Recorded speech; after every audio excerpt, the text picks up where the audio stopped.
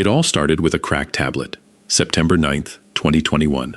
Darius Cole sat on the edge of his bunk in a federal correctional facility in West Virginia, staring at a $12 cryptocurrency chart on a contraband prison tablet. He had been inside for 4 years. Armed robbery, 21 years old, stupid decision, life altered forever. The tablet was theoretically for educational programs. In practice, it was a lifeline. Darius had spent the last 18 months reading every piece of financial content he could access: white papers, forum posts, old Reddit threads saved as PDFs and passed around the cell block like contraband cigarettes. He had taught himself blockchain architecture, smart contract logic, and the fundamentals of decentralized finance on a device with a cracked screen and no internet access. The content was downloaded during supervised computer lab hours and read offline at night by the dim glow of the screen while the cell block slept. That morning, staring at a $12 chart for a token called Solana that he had been tracking for 3 months, Darius made a decision. When he got out, he would bet everything on crypto. He had no money, he had no connections, he had a felony record that would disqualify him from most legitimate jobs, but he had knowledge, and he had absolutely nothing to lose, the kind of freedom that comes from having no other options. From the outside, Darius was a statistic. Young black man, incarcerated at 21, projected lifetime earnings destroyed, another wasted life. The system expected him to be released, struggle to find work, violate parole, and return within 3 years. That was the script. What the system did not know was that Darius Cole had spent his incarceration doing something that no prisoner before him had attempted. He had taught himself institutional-grade cryptocurrency trading from first principles, using only offline resources and a 15-inch tablet that he shared with his cellmate. This is the story of the inmate who built a $50 million crypto empire from a prison tablet, and the foundation he created to make sure no other returning citizen would ever have to choose between crime and survival again. Darius grew up in East Baltimore, the youngest of 4 children, raised by a single mother who worked double shifts as a nursing assistant. There was no father. There was no college fund. The neighborhood was a place where young men learned early that the legitimate economy had no use for them. Darius was smart, teachers said so, but smart did not pay the electric bill. At 17, he dropped out of high school. At 19, he was running with a crew. At 21, he walked into a convenience store with a weapon, walked out with $480 from the register, and was arrested 6 hours later at his mother's apartment. He did not try to run. He said later that a part of him was relieved. At least now, he knew where his life was going. Prison changed Darius in a way that the justice system does not measure and does not care about. He was assigned to a cell with a man named Terrence, a former accountant, serving time for tax fraud. Terrence was 53 years old, soft-spoken, and carried a leather-bound notebook filled with handwritten stock charts. He had been tracking the markets since before Darius was born. During the long, empty hours of incarceration, Terrence began teaching Darius how to read a financial statement, how to assess risk, how to think in expected value. When Terrence was transferred to another facility after 11 months, he left Darius his notebook, the most valuable gift anyone had ever given him. The crypto education began after Terrence left. Darius filled the void with a new obsession. The prison library had a single computer with access to a whitelist of educational sites. YouTube was blocked. Coinbase was blocked, but PDFs could be downloaded. Darius downloaded the Bitcoin white paper, the Ethereum yellow paper, every blockchain explainer and smart contract audit he could find. He read them offline at night, under the dim light of his tablet, taking notes in Terrence's empty pages. Within a year, he understood the architecture of decentralized exchanges better than most people who traded on them every day. He was released in October 23, at age 27. He had $86, a bus ticket to Baltimore, and a notebook containing 18 months of trading strategies he had never been able to execute. He moved back into his mother's apartment, the same apartment he had been arrested in, and got a job at a warehouse loading docks for $14 an hour. He worked the night shift. During the day, he traded. His mother gave him $200 from her savings, money she could not afford to lose, and Darius promised he would pay her back with interest. She did not believe him. She was just happy he was home. The first 3 months were brutal. Darius tried to trade meme coins, following the hype on crypto Twitter, and lost almost everything. The $200 became $47. He was humiliated. He had spent 18 months studying the technology and had made the same mistake as every retail trader. He had conflated knowledge with edge. Knowing how smart contracts worked did not tell you which token would pump. He was gambling, not trading, and the market was punishing him for it. Darius stopped trading entirely and went back to the notebook. He reread Terrence's lessons on risk management. He studied on-chain analytics, wallet tracking, and the behavior patterns of large crypto holders. He discovered something that almost nobody in crypto was paying attention to.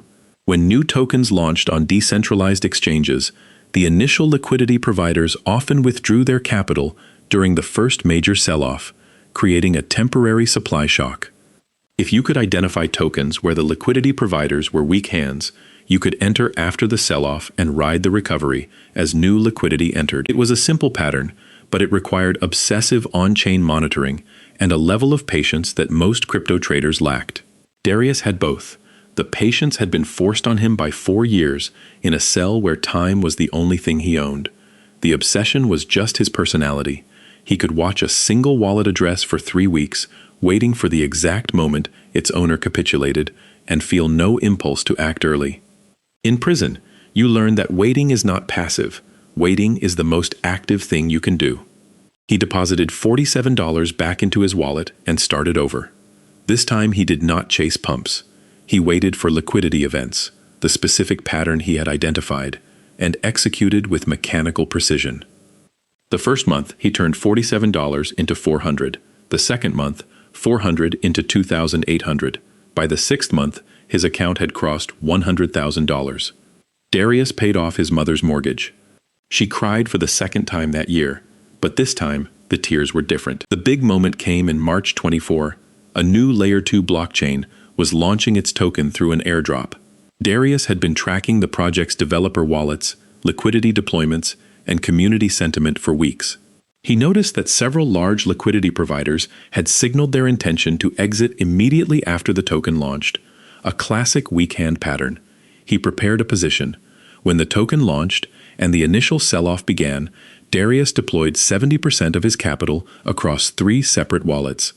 Within 48 hours, the liquidity had been absorbed by new buyers, the sell pressure evaporated, and the token recovered to 3 times its launch price. Darius exited at the peak. His account balance read just over $2.1 million. The prison tablet that had started everything was still in his drawer. He kept it as a reminder. The crisis was not financial, it was identity. Darius had become a millionaire, but he was still a felon. He could not open a traditional bank account without triggering enhanced due diligence. He could not rent an apartment in a decent neighborhood without a background check. He could not travel internationally because most countries deny entry to people with violent felony convictions. The money was real, but the freedom was an illusion. Darius realized that he had traded one form of confinement for another. He made a decision that nobody in crypto expected. He did not buy a Lamborghini. He did not rent a mansion in Miami. He took half of his wealth and started a nonprofit called Chain Reaction, dedicated to teaching financial literacy and cryptocurrency skills to incarcerated and formerly incarcerated people. He convinced 2 blockchain companies to donate laptops and tablets to prison education programs. He hired returning citizens as instructors, people who understood the experience of reentry because they had lived it. Within 18 months, Chain Reaction had placed over 200 formerly incarcerated people in technology jobs, with a 0% recidivism rate among program graduates. The money kept growing. Darius still traded, conservatively now, mostly liquidity provisioning and yield strategies on established protocols. He had learned that survival was more important than maximization. His net worth crossed $50 million in late 2025, but he still lived in Baltimore, still drove a Honda Accord, still visited his mother every Sunday for dinner. The neighborhood kids called him the crypto guy. They did not know he was worth more than the entire block combined. Today, Darius Cole is a ghost in crypto circles. He does not post on Twitter. He does not appear on podcasts. He does not shill tokens or promote exchanges. His wallets are public, and anyone can see them, but his identity is protected behind the nonprofit entity he built. He attends parole hearings and job placement meetings for his program participants. He speaks at re-entry conferences in prisons across the country. When asked why he never left Baltimore, why he never upgraded his life, he answers the same way every time. The cell is bigger now, but the lesson is the same. You do not need much to be free. You just need enough. He still visits Terrence, the man who gave him the notebook, now in a nursing home in Delaware. Terrence cannot speak anymore, but Darius reads him the quarterly reports from Chain Reaction, the recidivism numbers, the job placements, the lives that changed because a 53-year-old tax fraud convict decided to teach a 21-year-old armed robber how to read a financial statement. His story rewrites what is possible. The justice system told Darius Cole he was worthless, that his future was forfeit, that the best he could hope for was a minimum wage job and a lifetime of probation check-ins. Darius ignored the verdict. He used the only resources available to him, a cracked tablet, a cellmate's notebook, and the slow accumulation of knowledge that could not be confiscated during a cell search, and he built a fortune that would have been impressive for anyone. For a man who learned to trade in a federal prison, it was impossible.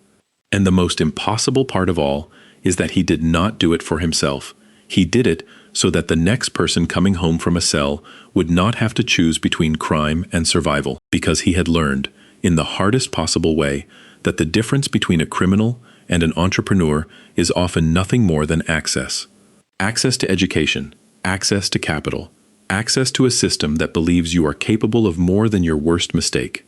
Darius Cole built that access for himself, against every odd the system could stack against him, and then he built it for everyone else. And the cracked prison tablet that started everything still sits on his desk, next to Terrence's notebook, two objects that cost nothing and are worth everything. Walls are only walls, he tells the men in his program, if you accept them as walls.